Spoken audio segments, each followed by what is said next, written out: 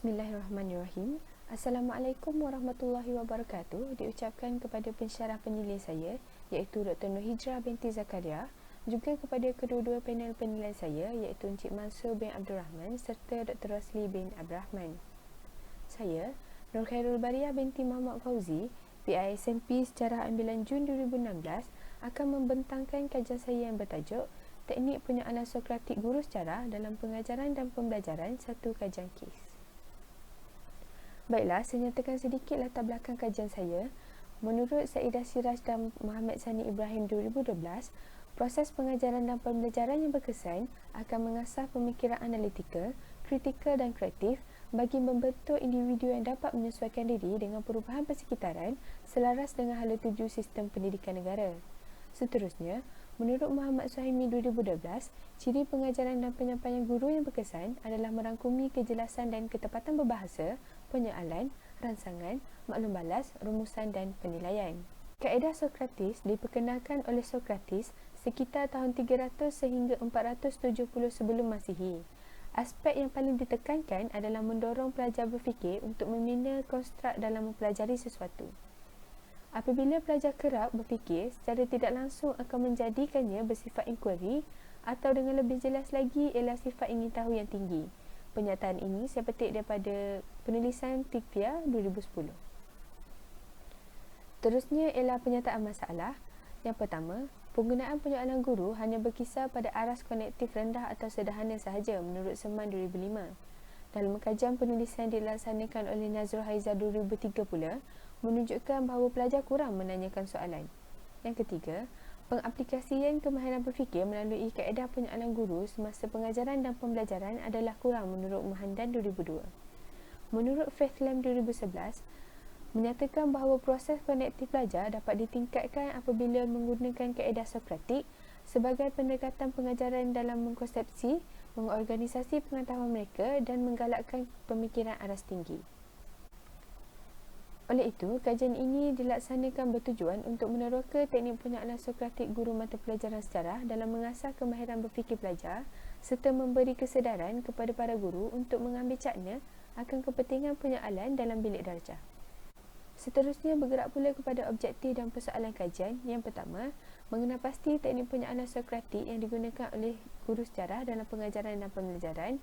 Objektif yang kedua, meneroka teknik penyoalan Sokratik yang diaplikasikan oleh guru sejarah dalam pengajaran dan pembelajaran. Persoalan kajian yang pertama adalah apakah teknik penyoalan Sokratik yang digunakan oleh guru sejarah dalam pengajaran dan pembelajaran serta bagaimanakah teknik penyoalan Sokratik ini diaplikasikan oleh guru sejarah dalam pengajaran dan pembelajaran. Baiklah, bergerak pula kepada kerangka konseptual di mana kerangka konseptual merupakan gambaran kasar terhadap kajian yang dilakukan dimulai dengan guru sejarah sekolah rendah terhadap sesi pengajaran dan pembelajarannya, serta saya gunakan di sini teori teknik penyoalan Sokratik yang dipelopori oleh Henniger et al. 2018 di mana beliau mengklasifikasikan penyoalan Sokratik ini kepada 6 jenis soalan, iaitu yang pertama, soalan penjelasan, kedua, soalan merangsang andaian, seterusnya soalan merangsang pandangan, soalan merangsang sebab dan bukti, soalan merangsang kesan dan akibat serta soalan berkaitan soalan. Seterusnya, saya akan perhatikan teknik penyoalan Sokratik ini dalam pengajaran dan pembelajaran sejarah. Seterusnya ialah skop kajian di mana skop kajian saya adalah berdasarkan teknik penyoalan Sokratik dalam pengajaran guru sejarah sekolah rendah. Seterusnya ialah batasan kajian, ialah terbatas oleh teknik penyoalan Sokratik yang dipelopori oleh Henniger et al. 2018. Seterusnya ialah kepentingan kajian. Yang pertama adalah untuk meningkatkan kesedaran terhadap kepelbagaian kaedah penyoalan yang merangsang kemahiran pemikiran sejarah. Yang kedua adalah memberi panduan kepada guru-guru atau bakal guru untuk memperbaiki teknik-teknik penyoalannya. Seterusnya, memberi pencerahan kepada guru-guru dan bakal guru berkenaan dengan kepentingan menggunakan teknik penyoalan Sokratik dalam pengajaran dan pembelajaran sejarah. Baiklah, bergerak pula kepada definisi istilah dan konsep. Yang pertama ialah teknik. Menurut Kamus Dewan edisi kedua 2016, teknik merupakan satu kaedah yang bermaksud cara atau aturan, hukum atau prinsip. Seterusnya ialah penyoalan. Menurut Levin dan Long 1981, penyoalan merupakan sebarang ayat yang mempunyai fungsi atau unsur pertanyaan. Baiklah, di dalam kajian saya, teknik penyoalan merujuk kepada teknik penyoalan Sokratik sahaja. Seterusnya ialah pengajaran dan pembelajaran. Menurut Nur Hisham 2011, dalam kajiannya menyatakan bahawa pengajaran dan pembelajaran ialah sesuatu tugasan dan aktiviti yang diusahakan secara bersama oleh guru dan muridnya. Di dalam kajian saya, pengajaran dan pembelajaran merujuk kepada proses pengajaran dan pembelajaran mata pelajaran sejarah sahaja. Seterusnya ialah mata pelajaran sejarah, di mana mata pelajaran sejarah merupakan mata pelajaran teras dalam kurikulum standard sekolah rendah KSSR mulai tahun 2014. Baiklah, di dalam kajian saya, mata pelajaran sejarah tertumpu kepada sejarah bagi tahun 4 dan tahun 5 sekolah rendah sahaja. Baiklah, bergerak pula kepada konteks kajian. Konteks kajian ini secara keseluruhannya kajian saya memberi tumpuan kepada teknik penyoalan guru sama ada secara lisan ataupun bertulis. Menurut Zamri dan Nur Razah 2011 menyatakan bahawa penyoalan yang dirancang dengan baik merupakan teknik yang paling asas yang digunakan oleh guru untuk merangsang pelajar berfikir. Seterusnya, menurut Salahuddin 2014, salah satu teknik asas yang ditekankan dalam teknik penyoalan Sokratik adalah berdialog. Seperti yang sedia maklum, berdialog akan melibatkan lebih daripada seorang individu. Oleh itu, dengan menggunakan teknik ini, pelajar akan merasakan dirinya terdorong untuk memberi pendapat dan jawapan terhadap soalan yang dilontarkan oleh guru. Baiklah, di sini saya sertakan juga dua teori yang menjadi rujukan kepada saya, iaitu teori penyoalan Sokratik Hiniga et al. 2018 serta taksonomi Bloom 1956. Seterusnya ialah dapatan kajian lalu. Menurut Muhammad Anwar 2014, guru yang mempunyai kemahiran menyoal bukan sahaja berupaya mendorong dan merangsang pemikiran pelajar, malah mampu meningkatkan keyakinan diri dan menghindari pelajarnya daripada bersifat pasif dan pendiam. Menurut Dr. Hajah Fatimah 2014 pula, menyatakan bahawa baginda Nabi Muhammad SAW kerap menggunakan pendekatan dialog ketika musyawarah bersama-sama para sahabat dan bersoal jawab sebagai kaedah berinteraksi secara dua hala dalam sesi pengajarannya, iaitu berdakwah. Seterusnya, menurut Syakila Dahlan 2018, teknik penyoalan atau soal jawab juga tidak semestinya berlaku secara bersemuka atau face to face sahaja. Di sini jelas menunjukkan bahawa sesi soal jawab boleh berlaku dengan kaedah bertulis. Seterusnya ialah fokus kajian, di mana saya memberikan fokus terhadap bagaimana cara guru menyoal murid dengan menggunakan teknik penyoalan Sokratik. Seterusnya ialah metodologi kajian, di mana reka bentuk kajian ialah reka bentuk kualitatif, iaitu kajian kes. Seterusnya ialah persimpulan, di mana saya menggunakan persimpulan bertujuan dengan memberi fokus kepada pengalaman bekerja, tempoh perkhidmatan menjadi guru sejarah dan kelebihan peserta kajian dalam bidang mata pelajaran sejarah. Seterusnya ialah instrumen kajian, di mana saya menggunakan protokol temu bual, borang senarai semak dan analisis dokumen. Baiklah, seterusnya ialah kesahan dan kebolehpercayaan. Bagi meningkatkan kesahan dan kebolehpercayaan ini, saya telah menggunakan dua kaedah, iaitu pengesahan pakar dan triangulasi data, di mana pengesahan pakar dilakukan ke atas pemilihan tema yang telah dianalisis bagi metodologi kajian. Seterusnya ialah triangulasi data, di mana saya melibatkan tiga instrumen, iaitu protokol temu bual, borang senarai semak dan analisis dokumen. Seterusnya ialah pengumpulan data, di mana saya memperoleh daripada proses temu bual, pemerhatian dan analisis dokumen, serta penganalisisan data pula saya melakukan analisis bertema. Seterusnya ialah prosedur kajian, di mana saya menggariskan 9 isi utama pada garis masa tersebut seperti yang dapat dilihat pada paparan skrin sekarang. Baiklah, bergerak pula kepada hasil dapatan kajian yang pertama, iaitu apakah teknik penyoalan Sokratik yang digunakan oleh guru sejarah dalam pengajaran dan pembelajaran. Menerusi temu bual yang dilaksanakan, saya mendapati bahawa PK1 telah menggunakan kelima-lima jenis penyoalan Sokratik kecuali soalan yang menyoal soalan, manakala bagi PK2 pula, beliau menggunakan 4 jenis penyoalan Sokratik, iaitu soalan penjelasan, soalan merangsang andaian, soalan merangsang pandangan, serta soalan merangsang kesan dan akibat. Namun bagi soalan yang merangsang sebab dan bukti serta soalan yang menyoal soalan gagal dicatat ketika proses temu bual berlangsung. Seterusnya ialah pemerhatian, di mana proses ini dapat kita lihat bahawa kedua-dua fikir telah menggunakan keseluruhan jenis penyalaan Sokratik. Manakala bagi analisis dokumen pula, fikir satu telah menggunakan soalan penjelasan, soalan merangsang sebab dan bukti, soalan merangsang kesan dan akibat. Namun bagi soalan merangsang andaian dan soalan merangsang pandangan serta soalan yang menyoal soalan gagal direkodkan. Bagi fikir dua pula, fikir dua telah menggunakan kesemua jenis soalan namun tidak bagi soalan yang menyoal soalan. Baiklah, kita bergerak pula kepada dapatan temu bual. Di sini jelas menunjukkan bahawa soalan penjelasan, soalan merangsang andaian, soalan merangsang sebab dan bukti, soalan merangsang pandangan serta soalan merangsang kesan dan akibat berjaya mengumpul contoh-contoh soalannya ketika sesi temu bual dilaksanakan. Namun tidak bagi soalan yang menyoal soalan. Baiklah, bergerak pula kepada dapatan pemerhatian yang pertama.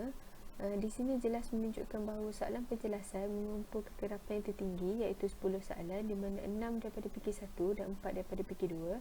Seterusnya ialah soalan merangsang andaian mengumpul kekerapan sebanyak 7 soalan iaitu 3 daripada fikir 1 dan 4 daripada fikir 2.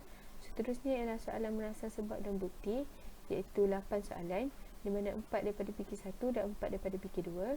Seterusnya ialah soalan merangsang pandangan dan soalan merangsang kesan dan akibat mengumpul kekerapan yang sama iaitu 5 soalan di mana 3 daripada fikir 1 dan 2 daripada fikir 2. Bagi soalan yang menyoal soalan pula mengumpul kekerapan sebanyak 1 soalan iaitu daripada fikir 1. Di sini dapat dilihat contoh-contoh soalan yang dilontarkan oleh fikir 1 dan fikir 2 mengikut jenis soalan. Seterusnya ialah dapatan pemerhatian yang kedua iaitu soalan penjelasan mengumpul kekerapan yang tinggi sekali lagi iaitu 11 soalan di mana 5 daripada fikir 1 dan 6 daripada fikir 2. Soalan merangsang andaian mengumpul kekerapan sebanyak 7 soalan di mana 2 daripada fikir 1 dan 5 daripada fikir 2. Seterusnya ialah soalan merangsang sebab dan bukti di mana mengumpul kekerapan sebanyak 5 soalan di mana 3 daripada fikir 1 dan 2 daripada fikir 2. Seterusnya ialah soalan merangsang pandangan dan soalan merangsang kesan dan akibat di mana mengumpul kekerapan yang sama iaitu 6 soalan di mana bagi soalan merangsang pandangan 4 daripada fikir 1 dan 2 daripada fikir 2 serta soalan merangsang kesan dan akibat 2 daripada fikir 1 dan 4 daripada fikir 2. Soalan yang menyoal soalan gagal direkodkan sepanjang proses pemerhatian kedua dilaksanakan. Baiklah, bergerak pula kepada analisis dokumen di mana berikut merupakan sumber daripada buku latihan tahun 5 daripada pelajar-pelajar fikir 1 di mana pada rajah yang pertama fikir 1 meminta pelajar untuk menyatakan maksud bagi perkataan daulat dan perkataan dahaka. Seterusnya ialah gambar rajah yang kedua di mana fikir 1 telah menggunakan jenis soalan merangsang sebab dan bukti di mana beliau meminta murid untuk menyatakan bukti-bukti kesenian Islam pada negara. Baiklah, seterusnya analisis dokumen daripada buku latihan tahun 5 daripada pelajar-pelajar fikir 2 di mana pada rajah yang pertama fikir 2 telah menggunakan dua jenis soalan iaitu soalan merangsang andaian dan soalan merangsang pandangan di mana fikir 2 telah merangsang pemikiran murid untuk membuat jangkaan berkenaan dengan tindakan yang perlu dilakukan oleh pelajar untuk menghargai institusi raja. Seterusnya soalan merangsang pandangan kerana fikir 2 memberikan kebebasan kepada murid untuk berfikir lalu menyatakan pendapatnya berkenaan dengan cara menghargai institusi raja. Pada gambar rajah yang kedua pula, fikir 2 telah menggunakan dua jenis soalan iaitu merangsang sebab dan bukti serta soalan merangsang kesan dan akibat di mana soalan merangsang bukti fikir 2 telah meminta murid untuk menyenaraikan bukti-bukti peranan ketua negeri dalam negara kita. Serta soalan merangsang kesan dan akibat pula dapat dilihat pada soalan nombor 6 di mana fikir 2 meminta murid untuk menyatakan gelaran bagi ketua negeri yang tidak mempunyai sultan. Seterusnya ialah analisis dokumen daripada buku latihan dan lembaran kerja tahun 4 daripada pelajar-pelajar fikir 2. Pada gambar rajah yang pertama, fikir 2 telah menggunakan soalan penjelasan di mana meminta pelajar untuk menjelaskan pengertian sejarah. Yang kedua ialah soalan penjelasan dan soalan merangsang kesan dan akibat di mana soalan penjelasan ditemui pada soalan yang pertama iaitu berkenaan dengan apakah maksud keluarga asas. Yang kedua ialah soalan merangsang kesan dan akibat, di mana pihak kedua meminta murid untuk menyatakan 3 sikap yang perlu diamalkan oleh anggota keluarga asas untuk membina keluarga yang bahagia. Baiklah, bergerak pula kepada dapatan kajian yang seterusnya, iaitu berkenaan dengan persoalan kajian yang kedua tentang bagaimanakah teknik penyalaan Sokratik ini diaplikasikan oleh guru sejarah dalam pengajaran dan pembelajaran. Di sini saya sertakan 4 cara pelaksanaan yang telah berjaya direkodkan sepanjang sesi pemerhatian dilakukan. Yang pertama ialah penyalaan berterusan, perbincangan berkumpulan, latihan serta membuat peta minda. Yang pertama, bagi persoalan penyalaan berterusan, sepanjang melakukan pemerhatian, PK telah mengaplikasikan penyalaan yang berterusan di mana bermula dari set induksi lagi sehingga kepada rumusan isi pengajaran. Sepanjang proses pengajaran dan pembelajaran ini juga, sesi soal jawab secara spontan juga dilaksanakan oleh guru sepanjang penyampaian isi kandungan. Selain itu, ketika melakukan aktiviti juga, guru telah membuka soalan secara terbuka sekiranya terdapat kemusykilan yang ingin ditanya oleh murid. Seterusnya ialah perbincangan kumpulan. Di sini PK telah menggalakkan para pelajar untuk bergerak di dalam kumpulan bagi menjana idea serta memberikan pendapat dalam menyelesaikan masalah berkenaan dengan soalan yang diberikan oleh guru. Ketika ini, kesemua ahli kumpulan diminta untuk menyatakan kesan dan akibat sekiranya bahasa Melayu tidak menjadi bahasa kebahasaan negara kita sekarang.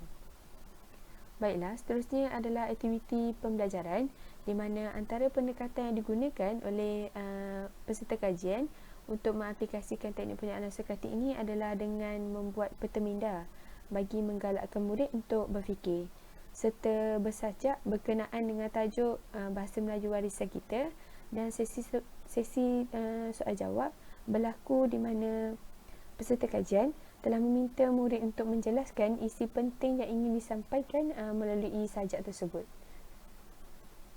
Seterusnya ialah latihan bertulis. Seperti yang dapat dilihat, antara pendekatan yang digunakan ialah melalui latihan lembaran kerja dan latihan buku tulis yang diberikan sendiri oleh guru. Baiklah, seterusnya ialah perbincangan. Bagi persoalan kajian yang pertama, menerusi instrumen yang dilakukan, didapati bahawa kedua-dua PK telah menggunakan ke-6 teknik penyalaan secara keseluruhannya dalam menyalaan murid. Baiklah, saya petik sedikit daripada Sukatan Pelajaran Bahasa Melayu 2013. Kemahiran berfikir diajarkan kepada pelajar melalui soalan dan penyalaan yang memerlukan pemikiran kritis dan kreatif dalam aktiviti mendengar, bertutur, membaca dan menulis. Seperti yang kita tahu bahawa kemahiran berfikir sama ada dari segi mengkonsepsikan idea, menyelesaikan masalah atau membuat keputusan adalah penting dalam kehidupan harian dan masa depan murid. Di sini dapat dirumuskan bahawa kemahiran berfikir bukan sahaja penting dalam aktiviti mendengar, bertutur, membaca atau menulis, tetapi ianya merangkumi dan membentuk kemenjadian murid. Seterusnya ialah persoalan kajian yang kedua. Berdasarkan pemerhatian dan analisis dokumen yang dilakukan, didapati bahawa kedua-dua PK telah mengaplikasikan teknik penyalaan Sokratik ini dengan pelbagai cara seperti yang dinyatakan sebentar tadi. Oleh itu, kajian ini dipercayai boleh menyokong atau disokong daripada penulisan kajian yang dilakukan oleh Gopinan 2013 yang menerangkan bahawa guru menggunakan 80% masa pengajaran dan pembelajarannya untuk menyoal murid. Baiklah, bergerak pula kepada implikasi dan sumbangan kajian saya adalah untuk memberi maklumat yang berguna kepada semua guru mata pelajaran sejarah, khususnya yang ingin melakukan perubahan dalam penyoalan ketika mengadakan sesi pengajaran dan pembelajaran bersama-sama murid. Yang kedua adalah untuk memberi kesan kepada semua pendidik yang terdiri daripada guru sekolah rendah dan sekolah menengah yang meliputi semua kategori soalan dalam proses pengajaran dan pembelajaran. Seterusnya adalah untuk menyumbang idea kepada para guru dan bakal guru berkenaan dengan cara pengaplikasian teknik penyalaan Sokratik di dalam kelas masing-masing pada masa akan datang. Baiklah, bergerak pada cadangan kajian saya mencadangkan agar kajian lanjutan boleh mengintegrasikan penggunaan teknologi maklumat dan komunikasi atau ICT bagi mempraktikkan teknik penyalaan Sokratik ini. Di sini saya nyatakan juga 3 cadangan prinsip yang boleh digunakan sebagai panduan penggunaan untuk guru dalam melaksanakan kemahiran menyoal dengan berkesan. Iaitu yang pertama, berkenaan dengan pembentukan soalan di mana guru boleh merancang jenis-jenis soalan berkaitan dengan isi pembelajaran pada hari tersebut agar proses pengajaran dan pembelajaran lebih lancar. Seterusnya ialah teknik mengemukakan soalan di mana guru digalakkan untuk mengemukakan soalan terlebih dahulu, kemudian berhenti seketika untuk memberi ruang dan peluang kepada pelajar untuk berfikir berkenaan dengan jawapan terhadap soalan yang dilontarkan. Seterusnya ialah penerimaan jawapan di mana guru digalakkan untuk memberi pujian terlebih dahulu kepada murid-murid berkenaan dengan jawapan yang diberikan, kerana ianya secara tidak langsung akan memberikan galakan kepada pelajar tersebut serta pelajar-pelajar lain untuk terus bersemangat dalam menjawab soalan. Baiklah, rumusan bagi kajian saya ialah guru boleh menggunakan soalan untuk mencabar pemikiran murid atau menimbulkan perasaan ingin tahu dan minat pelajar pada awal pengajaran hingga ke akhir pengajaran, menurut M. Mojibur 2010. Seterusnya, menurut Zamri Muhammad dan Nur Azhar 2011, kepelbagaian teknik dan kaedah seseorang guru semasa mengemukakan soalan merupakan salah satu faktor yang penting bagi memastikan murid dapat memahami dan menerima isi pengajaran yang disampaikan di dalam bilik belajar pada hari tersebut. Baiklah, itu saja pembentangan kajian saya. Sekian, terima kasih dan Assalamualaikum warahmatullahi wabarakatuh.